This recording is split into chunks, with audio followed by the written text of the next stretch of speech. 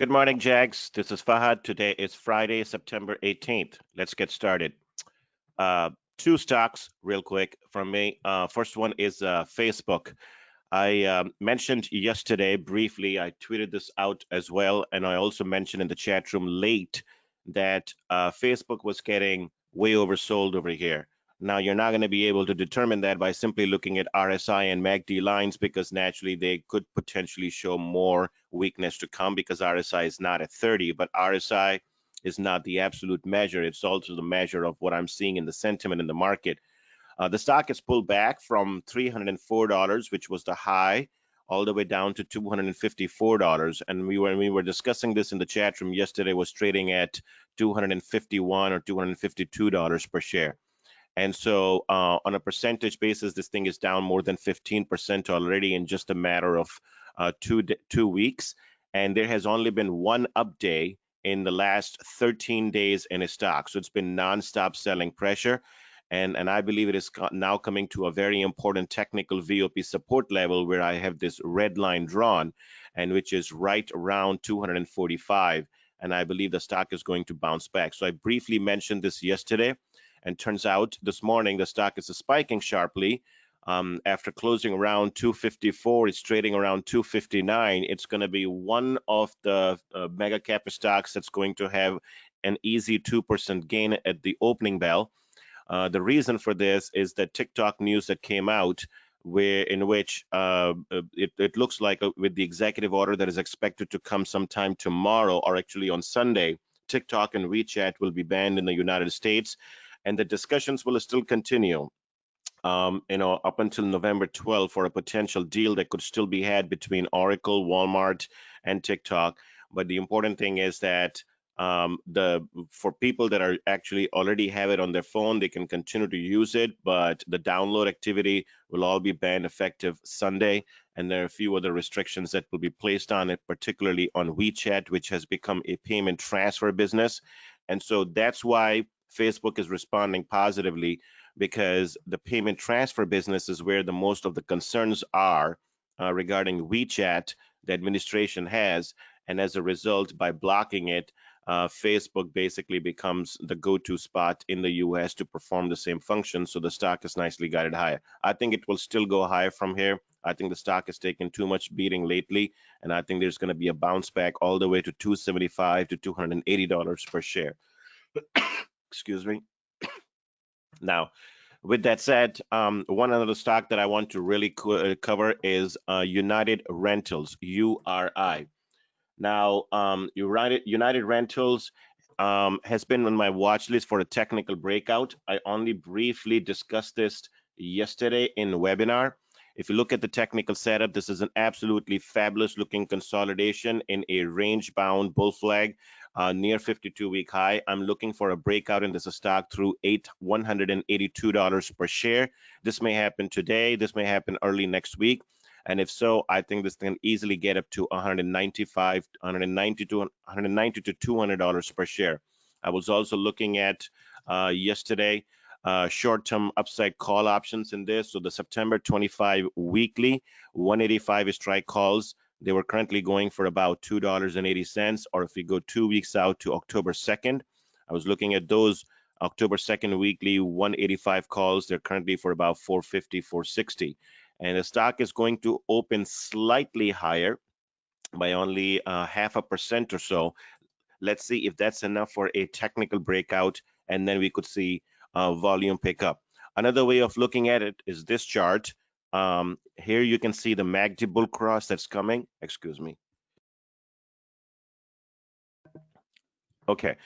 Here you can see the MACD bull cross coming. You can also see the RSI has started to lift higher significantly off the lows, and the chart is attacking the major VOP resistance around 185. So it's on my watch list for a potential breakout. We had a big discussion in webinar yesterday about how a lot of the construction as well as industrial sector, the benefit from any kind of upsurge that we could see from infrastructure plan. As a reminder, once again, and then this is not a political statement, but elections are coming up in about 6 weeks.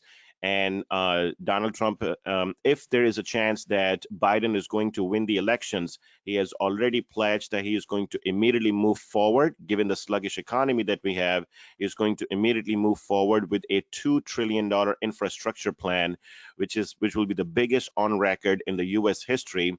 And this will be focused on building out bridges, roads, and all kinds of infrastructure. And as a result, you're seeing a lot of healthy candles forming across the board. We discussed a lot of these names yesterday in webinar. This is one of those names. So now I'm looking for a technical breakout given what's happening. Quick update on the fundamentals. There was a call that took place on September 10th between RBC Capital analysts as well as the management, top management, and United Rentals. And some of the things that came out were quite positive. In big picture, looking at the end markets of United Rental, RBC Capital came back with a note saying that they believe that many of the end markets and metrics are well above COVID-induced lows, and indicators are encouraging, showing signs of economic healing, moving in the right direction. Also says that same time visibility is limited. United Rentals outlook provided with the second quarter report reflects confidence in the third quarter, but less clarity further out. And this is where I believe the surprise of the element would come in. In other words, what happened when the company posted earnings right over here on July 29th, they mentioned that it was a really good quarter in the second quarter, and the guidance for the third quarter was also very, very good, well above consensus, but management stopped at that point and did not provide any further guidance for the fourth quarter or even 2021 because of the murky environment that we have. And I think that these comments with end markets actually holding quite strong basically creates a reason to believe that the forward guidance still has moved to run, especially if we're going to believe that there's going to be large infrastructure package that could be coming after elections, assuming Biden wins the election. Again, this is not a political, advertisement or anything. I'm simply telling you exactly how some of these stocks are starting to respond. Last thing that I will say about this company is this: even during the COVID-related shutdowns and periods, when you look at the full year 2020, this company is now estimated to produce $2 billion in free cash flow for the full year 2020.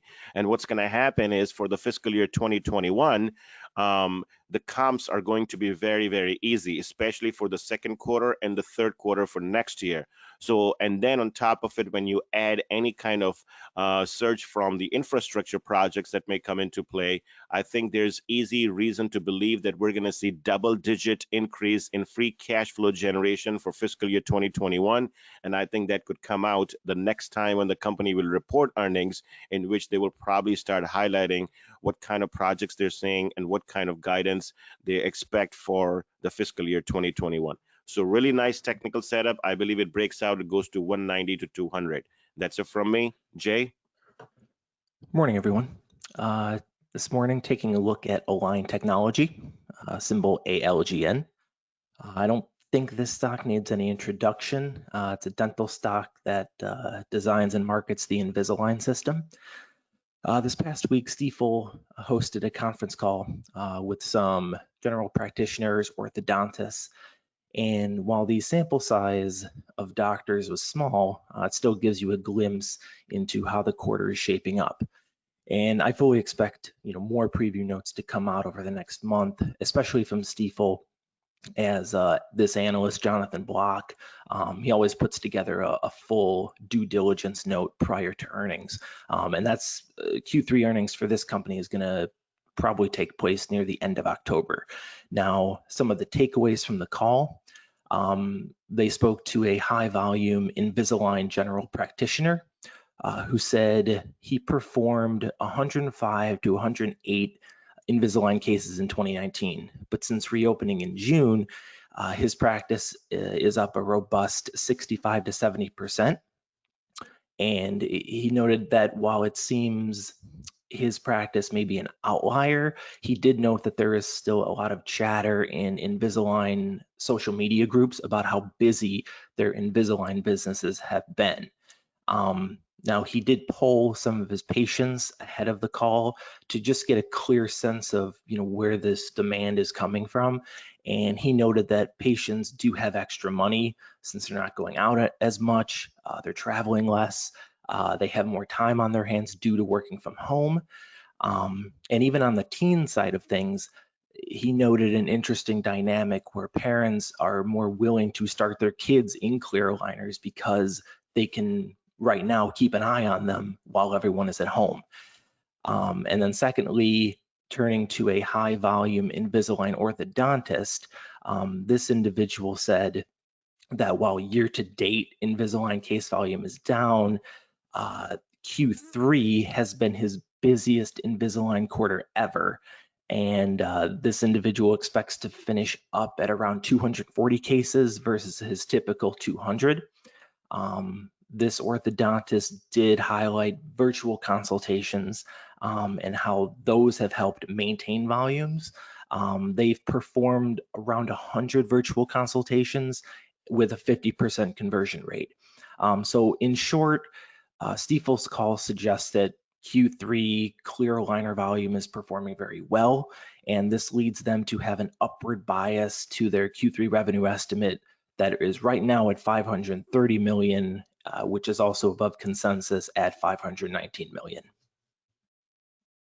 Yeah, excellent update on that one. And I've been looking at this stock myself too with these channel checks coming on. You know what I always enjoy the most is when instead of relying on the third party channel checks, whether it's ComScore or something else, and then just basing the decisions on that, when sometimes we get these analyst reports and we look at what the sources of these channel checks, and it turns out when they go to the ground, to the very source, like in this particular case, actually going to orthodontics and asking the doctors themselves that run these practices to find out, hey, how's your business doing? And what kind of pickup have you seen? And so then collectively assuming, building thoughts based on that and extrapolating that to the rest of the country and then coming up with a view that is much coherent and everything, and that's the case over here. The company will be reporting earnings sometime in late October. It always report late because its quarter ends at a different time than others, and I think this stock, as it started to break out recently through this $320 resistance, I think it still has room to run. It should gradually continue to march higher, and we should expect a very good quarter. The only thing I will just add to what you already said is this one quote, which is specifically 2 of the 3 participants noted that third quarter 2020 was a record Invisalign quarter for their practice, unquote. And that's a very powerful statement. Great stuff, Jay. Chronicle. Morning, Fahad. Have a bullish idea on Construction Partners, symbol ROAD. To be clear, I'm not looking to enter yet.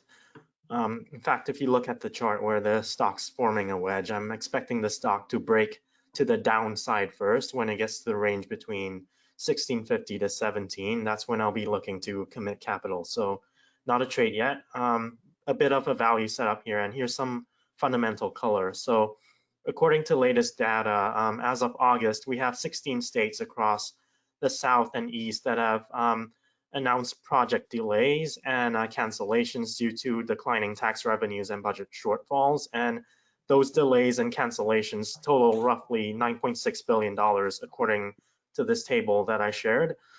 Separately, a collaboration survey of about 400 top local, state, and tribal officials was carried out by Atlas Group and ELG last month, and they found that 94% of respondents said that their local budgets would be significantly impacted by the shortfalls, with capital projects taking the biggest hit. Meanwhile, if we look at long-term US municipal bond sales through August 31st, that's tracking 21% ahead of 2019, but clearly, judging by the project delays, that's still not enough. On top of that, we have winter season coming up, although Construction Partners mainly generates sales from the southeastern states. But what I'm getting at is that currently things don't look good, and based on these channel checks, they're not going to be good for the next month either, which is why the stock has come down recently. But if we're going to be more forward-looking, there are a couple things to consider here. First off, road construction is an essential business, which is why Construction Partners has continued to see new business throughout the pandemic. Their backlogs increased 12.5% year over year to $650 million in Q2. The only big negative was that they mentioned a reduction in projects from North Carolina, and looking ahead, there is risk here that more local governments continue to cancel or delay their plans as fiscal stimulus talks continue to stall until maybe November after the election. But financially, this is a healthy company with a strong balance sheet, so they should be able to navigate the next couple months, which are going to be rough. But once we get into 2021, the company's backlog is looking strong, and they've not seen any substantial reduction in bid margins, which is a direct indication of pricing. One key date here to watch would be September 30th, because that's when North Carolina is going to be providing clarity on funding levels going into 2021. But in terms of rate of change, I think this current period going into the election without any fiscal boost, I think this is going to be the trough. And then after the election, whichever candidate wins, the worst will be behind us in terms of funding. Like, even if the Republicans, even though the Republicans haven't really included any significant infrastructure allocations in their stimulus, we're still going to see increased tax revenues for local governments from continued improving economic activity, barring any black swans. On the other hand, if we get a Biden presidency, he's promising $2 trillion in infrastructure proposals, and transportation is one of the crucial pillars of his plan. Obviously, that would be tremendously bullish. So either way, I think the worst will be behind us come the elections, and the regions which Construction Partners serves continues to see some of the strongest population growth projections across the country. But when the stock was up there and around the $22, the stock was implying 24 times PE and around just 3% return on capital. Now it's much more reasonable at 12%. This is a low margin business, so free cash flow pretty much all depends on volume. So like I said, this is a bit of a strong balance sheet plus that value play at this point, but I'm still expecting a bit more downside. So I'm waiting for it to break down below that so-called support at 1750 as we come up to elections, because right now it just seems too easy to buy it here. I think this is a trap. And when it starts to come around 17, that's when I'd be a buyer. In terms of analyst action, Stifel was out with a note yesterday initiating a buy. I don't have the note yet, but the analyst mentions that Construction Partners has scale benefits in what is a highly fragmented industry, and they're putting a $21 price target, implying recent highs. Yeah, good update on this one. First of all, just my color on this one. I think that $17 where you're looking for entry is not far away where the stock is right now. So it's only 5% or so. That may come in very, very quickly at any time. I mean, from a risk reward standpoint, from an entry, right, if you're looking for a potential major recovery from this point on, whether it's 1789 or it's 17, but if the targets are going into mid-20s or low 20s, from a risk reward standpoint, it's within generally in the range or where somebody could step in. This is also a major VOP support level around just above $17 per share. Also, MACD and RSI have started to flatline, as you can tell from here. So the stock is essentially showing bottoming formation right here. And lastly, there was 2 days ago, day before yesterday, there was a huge pickup in volume, surge in volume, and there was a nice power candle. But then today's 400-point sell-off, 300-point sell-off in Dow and broader market essentially had some of those give back. So there's a bit of a technical setup over here that the stock is already starting to respond after coming down to the support. Another quick thought that I will just mention, just high level for those who are listening to this video. The company it owns 35 asphalt plants and 1 liquid asphalt terminal, as well as 9 aggregated facilities. Road primarily competes against smaller and family-owned businesses that account for about 90% of the approximately 155 asphalt plant companies in the company's footprint. which is, so basically it's a very fragmented market, and this is the biggest player in asphalt business, so naturally it's beneficiary of any kind of infrastructure plan that will come into play. And to your point regarding the backlog actually improving, here is a picture that comes from Stifel note, initiation note, that this morning. So here's a backlog, project backlog in millions. And for the third quarter 2020, last quarter, company mentioned that it hit an absolute new record high in multi-years, in at least 3 years. And if you start to translate that into what does that mean for implied revenues or implied orders in the future, that's what this looks like. And so this also reached an all-time record, and that means that the revenue growth, or implied order growth, I should say, basically would spike to in high 20s%. So just some added color to your own bullish thoughts. I think it is basing over here. It would be an interesting one to watch. If it starts to move out of this basing formation, then we could see significant upside ahead. Good one. Avo. Good morning, everyone. Just two quick views or looks at a couple of stocks. First one is Group 1 Auto, GPI is the ticker. We talked about this in early July when it was far more attractive price-wise. It was in the $70 range. And the stocks just held very, very well. No distress signals anywhere. Consider this company has 50% of its business out of Texas and 15% of it out of Houston. And just through the summer, with a couple of hurricanes going through and disruptions like that, it didn't have any kind of issues that were apparent. All data points to continued auto buying demand being strong. And let me just see when this one, the end of August, benchmark has had increased its targets on price targets based on data, pricing data that were better than expected in July and August, which they think would be better earning, or points to another good earnings season ahead. So that's that one. And yeah, that was the article that we had put out in July 15th.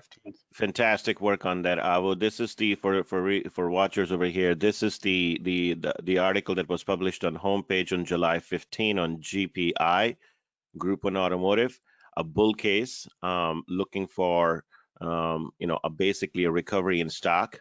And at that time, the stock was at 74, and here we are right now at 92. So fantastic work on that. Nice and easy, strong gain since then. And the auction metrics are still good. Obviously, they have declined from what the peak was in July, when the dealers were stocking up because they had ran short of inventory, but they're still positive. And the next one is, sorry, so you're saying, just to complete this discussion, that the channel checks are still coming out strong for July and August, which would suggest that we're still seeing improving conditions sequentially, which potentially could mean another positive surprise in the next earnings report, and maybe even a breakout this time through $100 per share. Yeah, definitely. It's not channel checks per se, but rather auction metrics that are publicly available. Now, as I said, they have tapered off because there was a rush to add to inventory, but they haven't crashed. So that's a positive sign, I believe. And the pricing has maintained it as well. Okay. And the next one is CUTR, which we used to cover a lot more often than we do now. Yes, CUTR. Yeah. This too has done pretty well. I was just reading a little bit their conference call notes, and they, as have a lot of other procedure companies, or elective procedures rather, they have mentioned positive things in terms of numbers coming back and pent-up demand that is still looking to be unwound into the fall. Regardless of what restrictions there are, people have to wait in cars instead of the offices or the waiting rooms. People are kind of adapting to it basically, and the demand is there. And recently, the company had unveiled one product, a reverse aging product.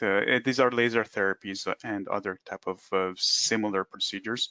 That was at the end of August, and also they launched in Canada, and one of their products, muscle toning procedure. I didn't really look too deep into it, but let's just say that, I mean, launching it on September 1st and kind of, to me, shows that there's a demand for the products and the services.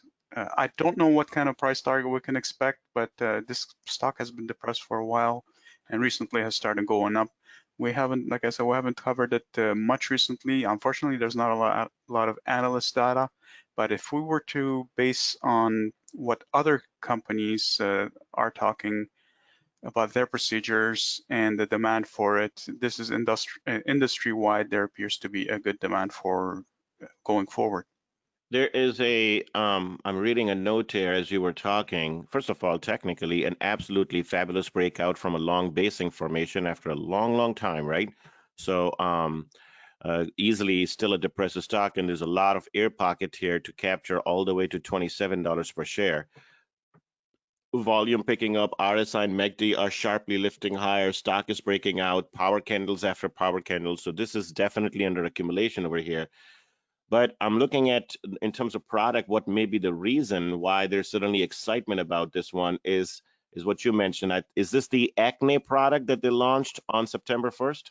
No, that was a different product. I did read up on the acne product, which who one of the analyst notes talks about. Yeah, Stifel, late August note talks about acne product expected. But when I read the conference call, there was a question about it, and management didn't provide an exact timeline of when it would be launched. Yes, there is anticipation for that, but could it be next month? Could it be early next year? They said that the anticipated launch has been delayed due to COVID-related, development delays. So I don't know when there might be, but it appears that it could be transformative in the industry for this treatment. And that's what I'm reading over here, just briefly, that this is an acne.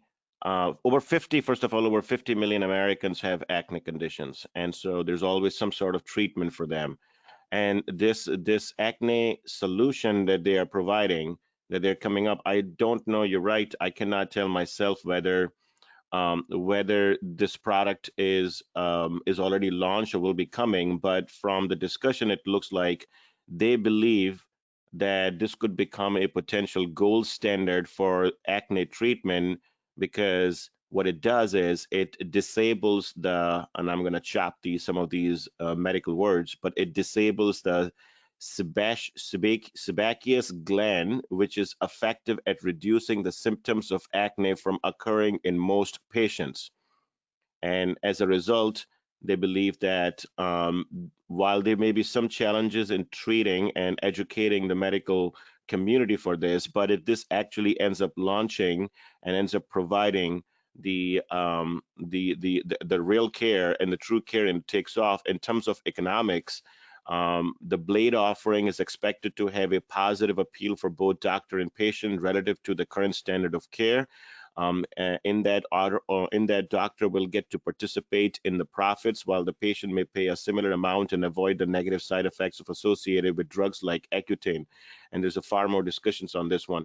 Could be a significant move for the stock and catalyst. I guess we need to study a little bit more and find out when this treatment is coming out and what the future actually looks like, given the stock is making a move ahead of that. Interesting update. Learned something new about this today, and definitely chart looks pretty promising here. Technically, and this was one of your favorites going back a few years. I don't know what it's like in terms of price earnings or that type of metric. Yeah. If it's how much the value is going forward, but it looks Yeah, interesting. I haven't traded as a name in at least 2 years now, but before that, there were moments when we had gone in and out of the position successfully.